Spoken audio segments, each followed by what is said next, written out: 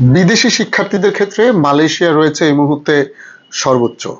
বিদেশি শিক্ষার্থীদের সংখ্যার দিক থেকে বাংলাদেশে শিক্ষার্থীরা মালয়েশিয়াতে রয়েছে সর্বোচ্চ।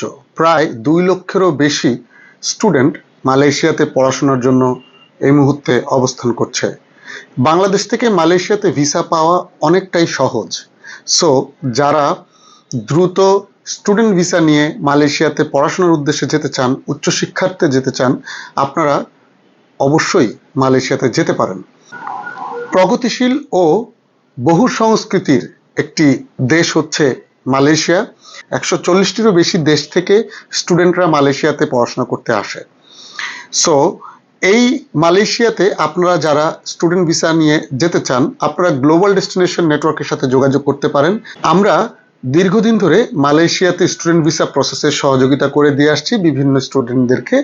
আর মালয়েশিয়াতে যে স্টুডেন্টরা পড়াশোনা করেন তাদের জন্য দেখা যাচ্ছে যে উচ্চশিক্ষার পরে তাদের কর্মের হাতছানিটা থাকছে। সো এইটা যারা এই মুহূর্তে বিভিন্ন দেশে রিফিউজ হয়েছেন, যারা ইউরোপের দেশগুলোতে যেতে চান, আমেরিকা, কানাডা, অস্ট্রেলিয়া, এসব দেশে যারা আপনারা যেতে পারছেন না, রিফিউজ হয়েছেন, আপনারা মালয়েশিয়ার জন্য ফাইল জমা করতে পারেন।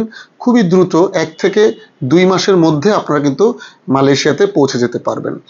তবে সেক্ষেত্রে অবশ্যই আপনার পাসপোর্টের সাথে আপনার নাম এবং সার্টিফিকেটের সাথে আপনার নাম, এটা কিন্তু অবশ্যই মিল থাকতে হবে। কোনো প্রকার ভুল থাকলে কিন্তু আপনি আসলে সেটাকে ঠিক করে তারপরে কিন্তু অ্যাপ্লাই করতে হবে। যারা মালয়েশিয়াতে স্টুডেন্ট বিষয়ে যেতে চান, বাংলাদেশ থেকে যে খরচে আপনারা MBA, BBA কিংবা ডিপ্লোমা কোর্স করতে পারেন, ঠিক সেই খরচেই কিন্তু আপনারা মালয়েশিয়াতে পড়াশোনা করতে পারবেন। প্রায় সিমিলার খরচ এবং জীবনযাত্রার মান যেমন উন্নত, খরচ কিন্তু আসলে কম্পারেটিভলি বাংলাদেশের মতোই অনেকটা, হয়তোবা সামান্য এদিক ওদিক, কিন্তু স্টুডেন্টদের জন্য আসলে খরচটা খুব একটা বেশি নয়।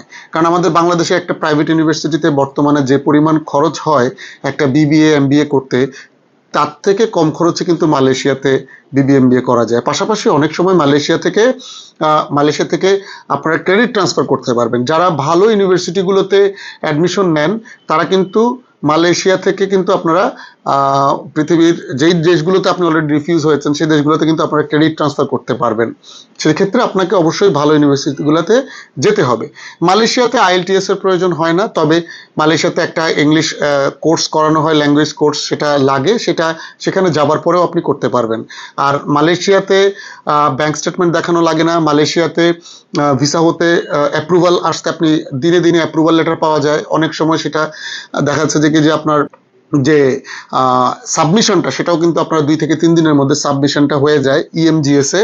তো আপনারা আপনাদের যে প্রক্রিয়াটা প্রসেসিংয়ের, ভিসা প্রসেসিংয়ের পুরো প্রক্রিয়াটা আপনি কিন্তু নিজেই EMGS education Malaysia government service যেটা রয়েছে সেখান থেকে কিন্তু আপনি নিজের যে প্রসেসিংয়ের অগ্রগতি সেটা আপনি নিজেই চেক আপ করতে পারবেন, এবং এইটা একটা ভালো প্লাস পয়েন্ট। সো আপনি মালয়েশিয়াতে যাবার ক্ষেত্রে কোনো প্রকার সমস্যার সম্মুখীন হবেন না আশা করি, এবং আপনি কিন্তু এত দুশ্চিন্তারও কারণ থাকবে না কোনো। সো আমি বলবো যারা খুব দ্রুত সময়ে উচ্চশিক্ষার্থে দেশের বাহিরে যেতে চান, আপনারা কিন্তু মালয়েশিয়া হতে পারে আপনাদের জন্য একটা সুন্দর গন্তব্য। সো আপনারা যারা গ্লোবাল ডেস্টিনেশন নেটওয়ার্কের মাধ্যমে মালয়েশিয়াতে ভিসা প্রসেসিং এর সার্ভিস নিতে চান, আপনারা আমাদের স্ক্রিনে দেওয়া নাম্বারে যোগাযোগ করে আমাদের অফিসে সরাসরি চলে আসবেন, অথবা যে কোনো প্রকার তথ্য জানার জন্য আপনি কিন্তু স্ক্রিনে দেওয়া নাম্বারে যোগাযোগ করতে পারেন।